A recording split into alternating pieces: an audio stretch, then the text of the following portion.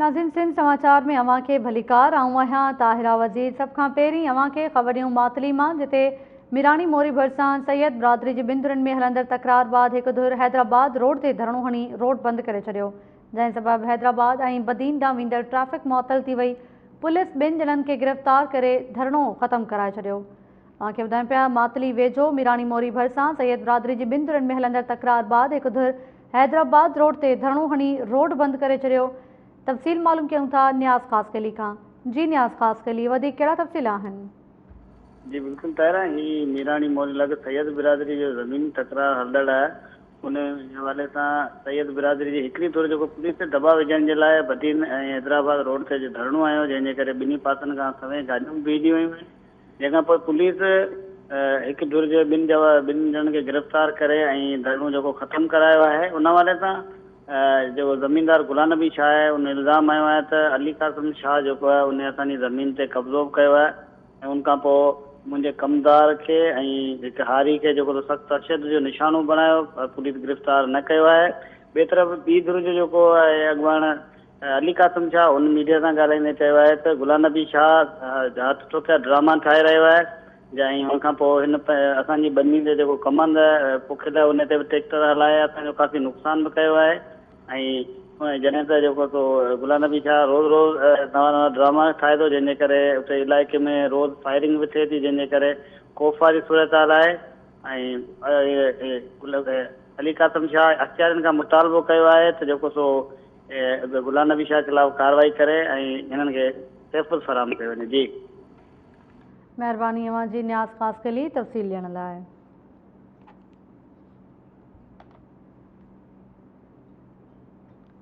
हैदराबाद जे हाली रोड वारे इलाइक़े मां 7 वरनि जो नींगर पुरस्कार नमूने गुम थी वियो। संदसि वारसनि जो चवणु आहे त नींगर अली रज़ा काल्ह शाम जो घर खां ॿाहिरियां रांदि खेॾण वियो हो, जंहिं बाद वापसि नाहे मोटियो।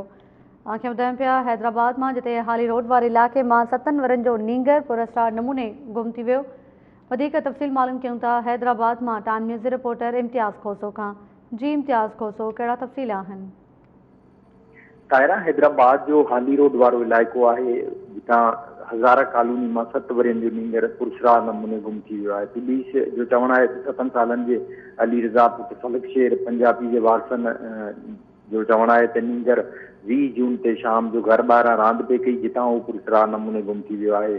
पुलिस जो चवणु आहे त नींगर जी गुमशुदगी बाबति रिपोर्ट दाख़िल करे हुनजी ॻोल्हा शुरू कई वई आहे।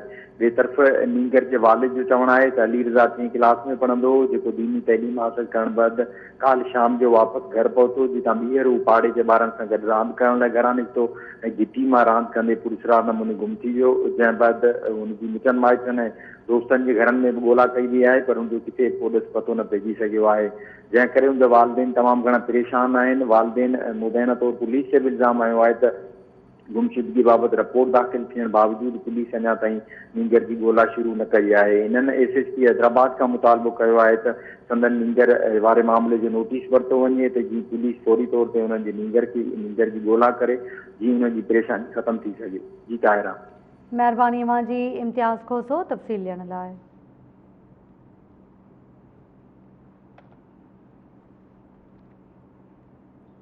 सूबो देरो वेझो दरगाह कामिल शाह जहानिया ते सैयद अली गुल शाह जहानिया ऐं ॿियनि एहतजाजी मुज़ाहिरो कंदे गिम्स डायरेक्टर ते दरगाह जी ज़मीन ते कब्ज़े जो इल्ज़ाम लॻायो आहे। संदन चवणु हो त गिम्स डायरेक्टर रहीम बख्श भट्टी गंबट में दरगाह जी ज़मीन ते कब्ज़े करण जी कोशिश करे रहियो आहे। टाइम न्यूज़ रिपोर्टर फज़ल मोहम्मद मंगी असां सां लाइन ते मौजूदु आहे। जी फज़ल मोहम्मद मंगी, वधीक कहिड़ा तफ़सील आहिनि? जी बिल्कुल, सुबुह तो भरिसां दरगाह कामिल शाह जहानिया जे सवें अक़ीदतमंदनि सैयद अली गुल शाह जहानिया जे अॻवानीअ में फुफड़ राणीपुर रोड ब्लॉक करे एहतिजाजी मुज़ाहिरो कयो। अहिड़ो चवणु हुयो त गंबट गिम्स अस्पताल जे साम्हूं दरगाह जो तकियो आहे, जेको तमामु क़दीमी आहे ऐं दरगाह जी फुकराव ते रहंदो आहे। काल्ह तके जो फर्शबंदीअ जो कमु हली रहियो हुयो त गिम्स जो डायरेक्टर रहीम बख्श भट्टी पंहिंजा ज़ाती माण्हू वठी फुकरा ते तशदुद कयो ऐं गंबट पुलिस हवाले करे उन्हनि ते कूड़ो केस दाख़िल करायो। हिननि चयो त शाह जो तकियो तमामु घणो क़दीमी आहे, जेको दरगाह जी मिल्कियत आहे, पर भट्टी बिरादरी जा माण्हू कब्ज़े करण जी कोशिशि करे रहिया आहिनि, जंहिं करे डॉक्टर रहीम भट्टी पंहिंजो ज़ाती असर रसूख़ ॾेखारे कब्ज़े जी कोशिशि करे रहियो आहे। हिननि वधीक चयो त शाह जो तकियो दरगाह जो हिसो आहे, कंहिं बि सूरत में उन ते कब्ज़ो बर्दाश्त न कंदासीं। जेकॾहिं कब्ज़े जी कोशिशि कई वई त दरगाह जा हज़ारे अक़ीदतमंद रोडनि ते निकिरी ईंदा। हिननि आला अख़्तियारनि खां अपील कई त कूड़ा केस ख़तमु करे फुकरा खे आज़ादु कयो वञे, न त ॿी सूरत में गंबट जंहिं अस्पताल अॻियां गेट जे अॻियां इhtजाजी दाइरो वधायो वेंदो। जी महिरबानी अवां जी। फ़ज़ल मोहम्मद तफ़सील ॾियण लाइ।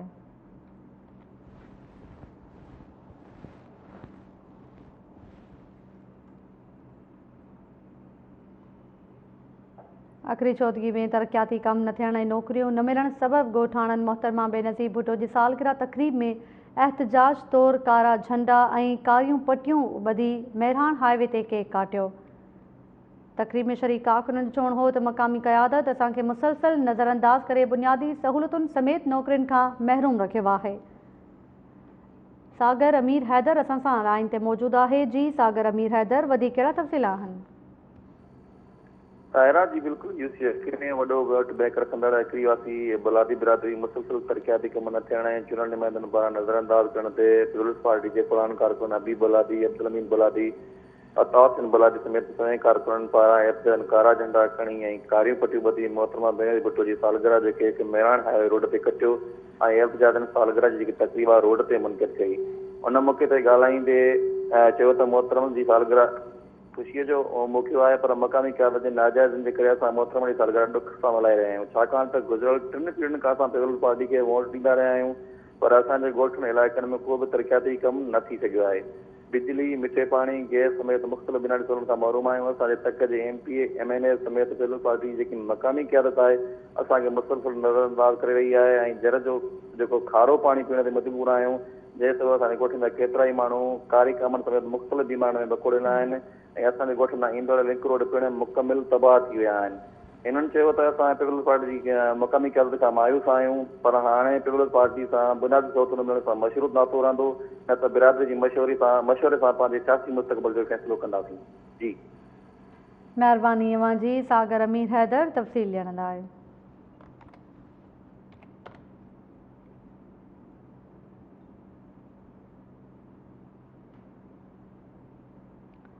नाज़रीन, लाड़काने में 2 हफ़्ता अगवा थियल हिंदू नारी कलीमबाई जे वारसनि संदसि बाज़ियाबी लाइ एहतजाजी मुज़ाहिरो कयो। वारसनि चयो त जावेद अयाज़ ऐं यासीन बुरड़ो समेत 5 जवाबदारनि नारी खे अगवा कयो। हाणे जवाबदार यासीन बुरड़ो छोकिरी जी वापसी लाइ 2 लख रुपया भुंग घुरे थो।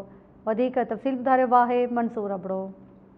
जी लाड़काने में जेकंबाद जे मीरपुर थाने जे हद में मुबैना तौर ते हिंदू नारी अगवा कई हुई है, जंहिंजा वारस एहतजाज करण लाइ लाड़कानो प्रेस क्लब अॻियां पहुता आहिनि। हुननि जो चवणु आहे त जेके बाअसर आहिनि उन्हनि जी जेकी न्याणी आहे उनखे अगवा करे खणी आया आहिनि ऐं 8 खां 10 ॾींहं गुज़री थी चुका आहिनि। पुलिस हिन वक़्त ताईं कुझु न आहे करे सघी आहे। उन हवाले सां उन्हनि सां ॻाल्हि ॿोल कयूं था, उन्हनि जो छा चवणु आहे ऐं पुलिस उन्हनि जी छो मदद न पई करे। अगवा करे विया थी 5 ॼणा अची अबे के चवण खणी विया थी, मुंहुं ॿधी करे।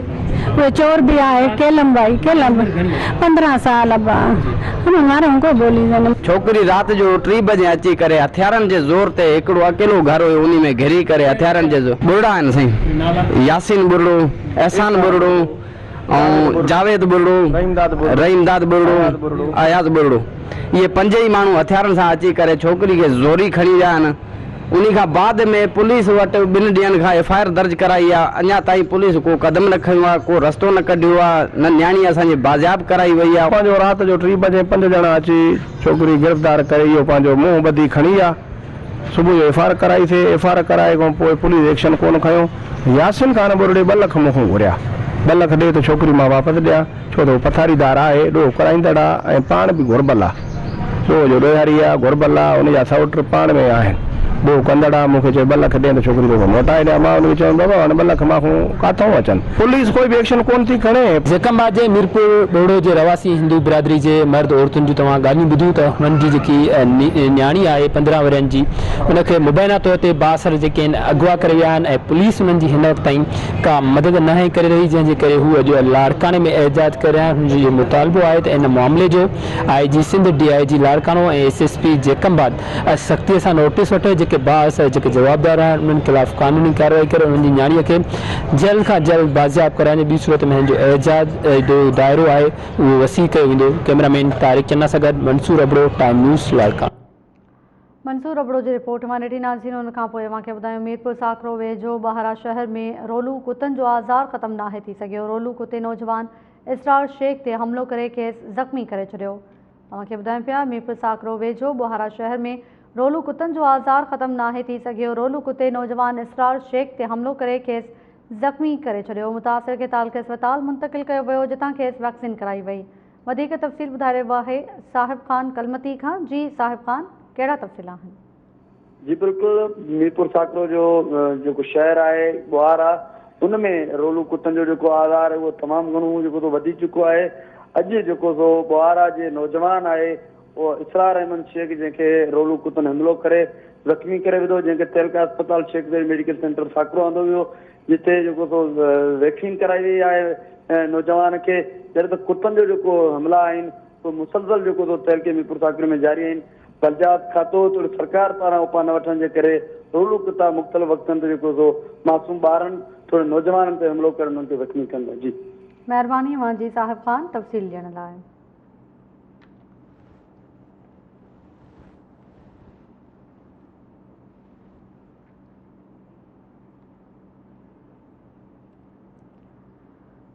दौड़ ऐं भरपासे वारनि इलाइक़नि में तेज़ हवा सां गॾु मिटी जो तूफ़ान सबबि बिजली जा थंभा, सोलर प्लेटूं ऐं साइन बोर्ड किरी पिया। थंभा किरण सबबि केतिरनि ई ॻोठनि जी बिजली बंदि थी वई। अव्हांखे ॿुधायूं पिया नाज़रीन, दौड़ ऐं भरपासे वारनि इलाइक़नि में तेज़ हवा सां गॾु मिटी जे तूफ़ान सबबि बिजली जा थंभा, सोलर प्लेटूं ऐं साइन बोर्ड किरी पिया। थंभा किरण सबबि केतिरनि ई ॻोठनि जी बिजली बंदि थी वई। टाइम न्यूज़ रिपोर्टर बाबर वसाण असां सां लाइन ते मौजूद है। जी बाबर वसाण, कहिड़ा तफ़सील आहिनि? जीअं त मिट्टी जो तेज़ तूफ़ान आहे उन सबबि शदीद नुक़सान पहुतो आहे। जेके साइन बोर्ड आहिनि, दुकाननि जा शटर आहिनि, उन्हनि सां गॾु जेके कचा घर आहिनि उन्हनि जी छितूं पिणु उॾारी वियूं आहिनि। जॾहिं तव्हांखे ॿुधाईंदो हलां त दौड़ भरिसां जेतिरो ई ॻोठ आहे उनजा जेके भरवासा पासे वारा जेके इलाइक़ा आहिनि उनमें 11,000 खां वधीक जेके बिजली वारा पोल आहिनि उनजो पोल किरी पिया आहिनि। 11,000 पोल पावर वारा। जॾहिं त ॻोठाणनि चयो आहे त असां वापडा जे इंतिज़ामिया खे अहिड़ी शिकायतूं कयूं आहिनि, पर हिन वक़्तु ताईं को बि वापडा इंतिज़ामिया वारी जेके टीमूं आहिनि उहे असां ताईं न पहुतियूं आहिनि। जॾहिं त जेके 11,000 जो जेके लाइनूं आहिनि उहे ज़मीन ते किरियल आहिनि। ॻोठ में कंहिं बि वक़्तु वॾे ख़तरे जो अलेमो जंहिंजे करे पैदा थी सघे थो। इन्हनि फौरी तौर ते जेके वापडा जा अमलदार आहिनि उन्हनि खां मुतालबो कयो आहे त जेके लाइनूं आहिनि मथे किरे ऐं पोल आया वञनि। जी पहिरियों महिरबानी अवां जी बाबर वसाण तफ़सील ॾियण लाइ।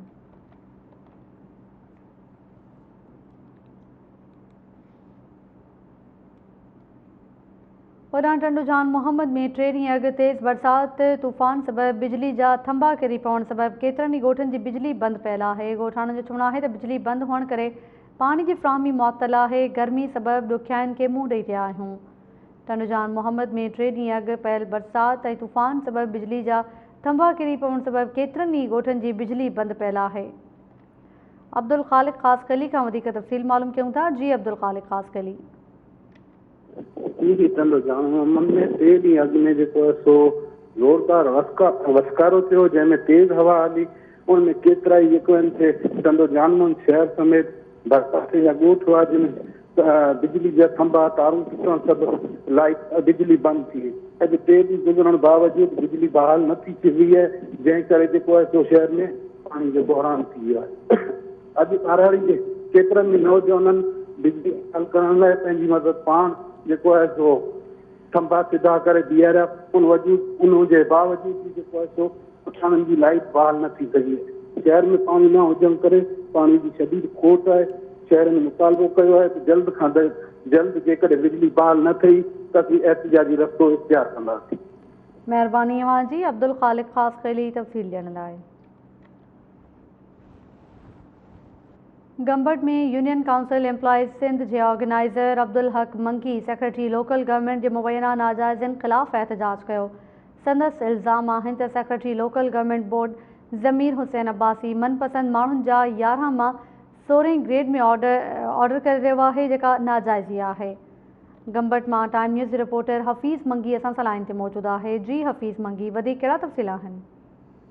जी यूनियन काउंसिल एम्प्लॉइज़ जा ऑर्गेनाइज़र अब्दुल हक मंकी secretary local government board Zameer Ahmed Abbasi खिलाफ़ गंबट प्रेस क्लब अॻियां एहतजाज कंदे जो चयो आहे त ज़मीर हुसैन अब्बासी मूंसां जेको आहे उहो नाजाइज़ी करे रहियो आहे ऐं मूं ते नौकिरी न करण जा जेके आहिनि उहे कूड़ा इल्ज़ाम हणी रहियो आहे। जॾहिं तव्हां रोज़ानो जेको आहे पंहिंजी ऑफिस वञी वक़्त नौकिरी कंदो आहियां ऐं हिनजो इहो बि चवणु आहे त जेके लोकल गवर्नमेंट में 11 ग्रेड जा ऑफिसर आहिनि उन्हनि जा ऑफिशियली तौर ते हिकु ॼणे जा 11 ग्रेड मां 16 ग्रेड में जेको आहे हुनजो उन्हनि खे कयो पियो वञे। जॾहिं त असां 40 सालनि खां वठी नौकिरी करे रहिया आहियूं पर असांजा जेके 11 ग्रेड मां 16 ग्रेड में असांजो प्रमोशन न थी रहिया आहिनि, जंहिं करे असीं मुश्किलातुनि खे मुंहुं ॾेई रहिया आहियूं। जॾहिं त सेक्रेटरी लोकल गवर्नमेंट जेको आहे बोर्ड ज़मीर अहमद अब्बासी उहो मूंसां ज़ाती दुश्मनी ते लही आयो आहे। हिन सिंध जे वॾे वज़ीर ऐं चीफ सेक्रेटरी सां इहो मुतालबो कयो आहे त हिन secretary local government board Zameer Ahmed Abbasi ख़िलाफ़ कार्रवाई करे असां सां जेको आहे उहो इंसाफ़ कयो वञे। जी महिरबानी अवां जी। हफ़ीज़ मंगी तफ़सील ॾियण लाइ।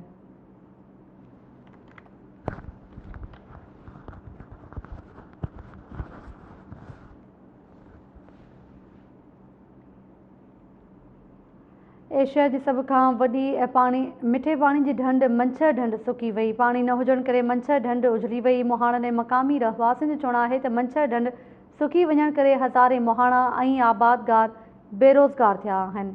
वधीक तफ़सील ॿुधाए रहियो आहे आसिफ़ अली मेमण। जी नाज़रीन, असीं इन वक़्तु भानसाबाद जो एशिया जी वॾे में वॾी मिठे पाणी जी मंछर ढंढ जे पेट अंदरि मौजूदु हुयूं। मंछर ढंढ जो पाणी हिन वक़्तु सुकी चुको आहे, जंहिंजे करे मंछर ढंढ मुकमल तौर ते उजड़ी वई आहे। अचो त हिते मौजूदु मंछर जे मलाहनि ऐं आबादगारनि सां ॻाल्हि ॿोल कयूं त हुननि जो छा चवणु आहे। मंछर जे तरे में हेठि ॾिसो त मंछर वञी लॻो पिया नज़र पिया। अॻे मंछर ई मंछर हूंदो, हाणे सुकी सुकी आहे, सॼो मंछर सुको पिया। हीअ असां ज़ुल्म कंहिं कयो आहे, इरिगेशन वारनि खे कयो आहे या RBO वारनि कयो आहे या सिंध हुकूमत कया। मंछर जो बहानो ॾेई पाणी खारो कढण जे बजाए मिठो ॾींदा, मिठो आईंदो किथां? महिरबानी करे हिन मंछर खे शायदि पाणी ॾिनो वञे। हीअ एशियाई ढंढ वॾी में वॾी आहे। हिन ते 3 लख एकड़ ज़मीन रुगो हारी ज़मीनदार आबाद कंदा, उहे बर्बाद, मलाह बर्बाद, मलाह जी मच्छी बर्बाद थी वई। असीं सिंध गवर्नमेंट खे अपील कंदा खुदारा मंछर में 112 आरएल पाणी रखियो वञे, जीअं हितां जा मलाह आहिनि खारे पाणी में जेको सिंध गवर्नमेंट जे तरफ़ां फिशरी तरफ़ां बिज थो पियो, उहो बिज हिन साल ॿियूं चोणूं करे 4-5 करोड़ विझी ऐं हितां जे मलाहनि खे रोज़गार ॾिनो वञे ऐं हितां जे हारी किसान खे जेको घटि में घटि पाणी न हुजे हितां जे पाणी ते पीअण लॻियो। एशिया जे वॾे में वॾे मिठे पाणी वारी ढंढ जेका मंछूर आहे हिते तव्हां हींअर ॾिसो पिया, हींअर मुकमिल तौर सुकी वियो आहे। सेवण खां छिन्नी खां जांगारा बाजारा शासण ताईं जेको चौरस चयो वञे थो त 200 खां वधीक किलोमीटरनि ते जेको मुश्तमिल ही एशिया जी जेका आहे वॾे में वॾी जेका ढंढ मंछूर ढंढ।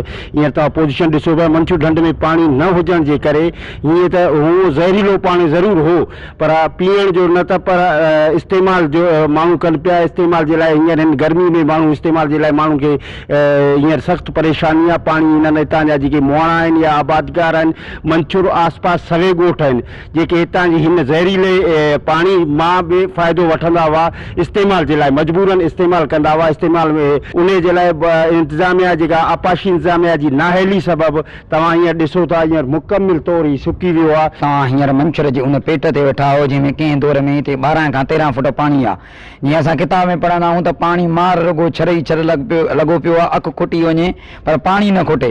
हींअर तव्हां पंहिंजे कैमरा जी अखि सां ॾिसंदो त ज़मीन खुटी वञे पर अखि न खुटे। हींअर असां सिर्फ़ु इहो ई गुज़ारिश कंदासीं वज़ीर आला सिंध सैयद मुराद अली शाह साहिब खे त बयार महिरबानी जेको तुंहिंजो हिते तक आहे, जेको तुंहिंजो इलाइक़ो आहे, जंहिंमां तूं हिकिड़ो यूसी चेयरमैन थी चूंडियो वे, हींअर अलाह ताला तोखे एतिरो नवाज़ियो आहे जंहिंमें तूं वज़ीर आला सिंध आहीं। तूं जेको तोखे ताक़त अलाह ताला ॾिनी आहे, तूं बजटूं पेश करे को मंछर जे लाइ कुझु सोच। हाणे जेको मंछर जे लाइ बजट अचे थी या कुझु रोज़गार अचे थो या के NGO थो अचे थो, उहो 12 ई माण्हू ॼरकनि वांगुरु खायो वञनि। बाक़ी हिननि ग़रीब मिसकीन यतीम मुआरनि खे मिले छा? हे तोखां न नौकरियुनि जो मुतालबो कंदा न की कंहिं ॿी शइ जो मुतालबो कंदा। सिर्फ़ु मुतालबो इहो आहे त पाणी जो मुतालबो आहे, बसि सिर्फ़ु चवंदा हीअ पाणी न आहे छो भला करबला सुकी इहे हालतूं पाण अखियुनि सां ॾिसी ॾियो त असांखे मंछर ढंढ में 12 फुट पाणी करे ॾियनि ऐं ॿियो असांजो पाणी पीअण जो आहे कोन, भला गंदो आहे या मिठो आहे सुठो असांजे नसीब में आहे। जेका बि छंडण चवंदा RBO जा जन असीं चवंदा आहियूं सिंधीअ में छंडण, इहा बि असांखे अखियुनि ते पर असांखे पाणी त मंछर में 12 फुट ॿियार ॾिसी पाण खे सुकीअ ते बीठाऊं ऐं असांखे पाणी पीअण जो बि कोन्हे। का बि हुकूमत सहूलियत असांखे ॾिए कोन थी। हाणे असीं दाह ॾियूं कंहिंखे चवंदा आहिनि न त मुंहिंजा मिट ई कोन्हनि के असांजा माना माइट जेके आहिनि सभु मरी विया आहिनि। भई साईं हिकिड़ो मुराद अली शाह हयाती आहे दांगा कोन त ॿुधे कोन थो। जी नाज़रीन, तव्हां मंछर जे मुहाणनि ऐं मक़ामी आबादगारनि जी ॻाल्हि ॿोल ॿुधी। उन्हनि जो चवणु आहे त आपाशी खाते ऐं सूबाई ऐं वफ़ाक़ी हुकूमत जे अदम दिलचस्पी जे करे मंछर ढंढ जो पाणी जेको आहे उहो सुकी वियो आहे, जंहिंजे करे मंछर जे मुहाणनि जो जेको ज़रिया मुआइश आहे उहो ख़तमु थींदो पियो वञे। मंछर मां मच्छी जो नसुल ख़तमु थींदो पियो वञे, जॾहिं त मंछर मां पाणी सुकण जे करे मक़ामी इलाइक़े वासी पीअण जे पाणी जे लाइ बि सख़्तु परेशान आहिनि। हुननि सिंध जे वॾे वज़ीर सैयद मुराद अली शाह खां मुतालबो कयो आहे त मंछर ढंढ में 12 फुट ताईं पाणी दाख़िल करे मंछर जे मुहाणनि खे सहूलियतूं फराहम करे सनन में पैदा थियल बेचैनी ख़तमु कई वञे। कैमरामैन शहजाद बलोच सां गॾु आसिफ अली मेमण, टाइम न्यूज़, भानसे। आसिफ अली मेमण जी रिपोर्ट मां ॾिठी। उनखां पोइ नाज़रीन तव्हांखे ॿुधायूं घोटकी में ठेकेदार अदनान कलवड़ एजुकेशन वर्क्स जे STO अब्दुल वहाब ऐं सरवर मोहम्मद सादिक भयो ख़िलाफ़ दरख़्वास्त खणी अदालत पहुतो। अदनान कलवड़ इल्ज़ाम आणींदे चयो त एजुकेशन वर्क्स घोटकी जो STO अब्दुल वहाब लखण ऐं सर्वेयर मोहम्मद सादिक भयो 11 लख रुपयनि जो बिल पास करे ॾियण ते एडवांस 1,20,000 रुपया रिश्वत वरिती आहे। घोटकी मां टाइम न्यूज़ जे रिपोर्टर माजिद संघड़ असां सां लाइन ते मौजूदु आहे। जी माजिद संघड़, वधीक कहिड़ा तफ़सील आहिनि? जी तारा, घोटकी में ठेकेदार अदनान कलवड़ एजुकेशन वर्क्स जे SDO अब्दुल वहाब लखण ऐं सर्वेयर मोहम्मद सादिक भयो ख़िलाफ़ दरख़्वास्त खणी घोटकी जी अदालत पहुची वियो। घोटकी जे इलाइक़े आदलपुर जो रहवासी ठेकेदार अदनान कलवड़ पंहिंजे वकील मार्फत डिस्ट्रिक्ट एंड सेशन जज घोटकी जी अदालत में दरख़्वास्त दाख़िल करण लाइ पहुतो त अदालती वक़्तु थी वञण सबबि दरख़्वास्त दाख़िल नथी थिए। उन मौक़े ते अदालत में सहाफ़ियुनि सां ॻाल्हाईंदे अदनान कलवड़ चयो आहे त एजुकेशन वर्क्स ऑफिस घोटकी जो SDO अब्दुल वहाब लखण ऐं सर्वेयर मोहम्मद सादिक भयो उन खां 11 लख रुपया बिल पास करे ॾियण ते एडवांस तौरु 1,20,000 रुपया रिश्वत वरिता, पर हाणे बिल पास नथो करे ॾे ऐं SDO अब्दुल वहाब लखण ऐं सर्वेयर मोहम्मद सादिक भयो मुबैना तौर ते वरी रिश्वत जी रक़म वठी मनपसंद ठेकेदारनि जा बिल पास कराया आहिनि, पर मूंखे सिर्फ़ु आसरा ॾेई रहिया आहिनि। अदनान कलवड़ जो वधीक चवणो हो त SDO education works Ghotki Abdul Wahab Lakhan पंहिंजे पुटनि जे नाले ते ठीका खणी करे उन जा समूरा बिल पास कराया आहिनि ऐं मूंखे 11 लख रुपए जो बिल पास नथो करे ॾे ऐं पुछा करण ते SDO अब्दुल वहाब लखण ऐं सर्वेयर सादिक भयो मौतबार धमकियूं ऐं गुथा लफ़्ज़ ॾेई करे ऑफिस मां कढी छॾियो। अदालत इलाइक़े अंदरि एहतजाज कंदड़ ठेकेदार अदनान कलवड़ जो वधीक चवणो हो त एजुकेशन वर्क्स ऑफिस घोटकी जे SDO अब्दुल वहाब लखण ऐं सर्वेयर सादिक भयो ख़िलाफ़ secretary education circle officer anti corruption district and session जज घोटकी वटि दरख़्वास्त दाख़िल कराई आहे, जिन मां इंसाफ़ जी उमेद आहे। होॾां मौक़िफ़ मारूफ़ करण लाइ SDO अब्दुल वहाब लखण सां बार राब्तो करण जी कोशिशि कई वई, पर जो फ़ोन नंबर बंदि मिलियो।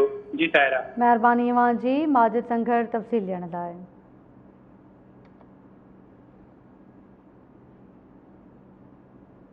मीरपुर माथेरो वेझो ॻोठ वागणी जे रहवासियुनि घरनि ते मुबैना हमले जे जवाबदारनि जी गिरफ़्तारी लाइ एहतजाजी मुज़ाहिरो कयो। ॻोठाणनि मूजिबि 20 खां वधीक जवाबदारनि घरनि ते हमलो करे औरतुनि समेत 4 ॼणनि खे ज़ख़्मी कयो। वधीक तफ़सील मालूम कयूं था मीरपुर माथेरो मां बरकत मीराणी खां। जी बरकत मीराणी।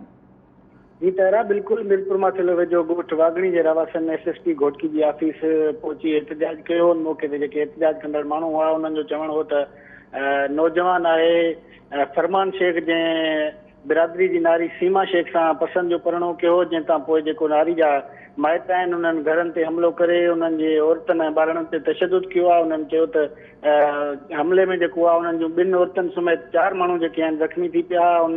उन में जेको आहे माई हाजिरा ऐं परवीन शाहिद ऐं ॿिया शामिल आहिनि। उन्हनि इल्ज़ाम में हो त जेकी जवाबदार धुर आहे उहे हिकु ॼणे खे असां जेके अगवा करे खणी विया आहिनि, घरनि मां फुरलुट कई वई आहे, भंजरा कई वई आहे। उन्हनि चयो त जेकी बेलो मीरपुर पुलिस आहे उहा जवाबदारनि ख़िलाफ़ कार्रवाई न पई करे। उन हवाले सां जेके एहतजाज कंदड़ माण्हू हुआ उन्हनि वटि SSP घोटकी जा जेको महिरबानी अवां जी। बरकत मीराणी तफ़सील ॾियण लाइ।